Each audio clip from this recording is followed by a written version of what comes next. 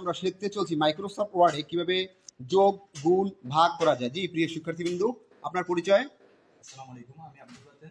আমি আজকে আপনাদের শেখাবো কিভাবে গুণ ভাগ ও যোগ করতে হয়। জি শিখান তাহলে। আমি আপনাদের প্রথমে শিখাচ্ছি কিভাবে গুণ করতে হয়। হ্যাঁ হ্যাঁ, কন্ট্রোল F9 চাপ দিয়েছি, কন্ট্রোল F9 ফাংশন কি এর F9, এরপরে ইকুয়াল টু তারপর প্রাইস দেব,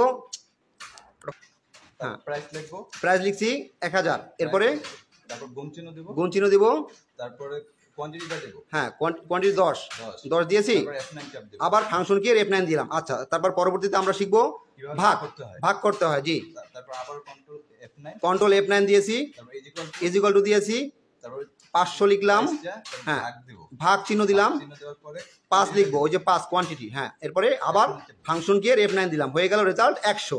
এরপরে আবার কি করব, এরপরে আমরা আবারও গুণ চিহ্ন, এই পর্যায়ে আমরা বিয়োগ শিখতে চলছি। জি, এরপরে কি করব, ফাংশন কি এর F9 চাপ দিলাম, এরপরে F9 চাপ দেওয়ার পর ইকুয়াল টু চাপ দিলাম, 1000 প্রাইস লিখলাম, বিয়োগ চিহ্ন দেব, কোয়ান্টিটি দেব,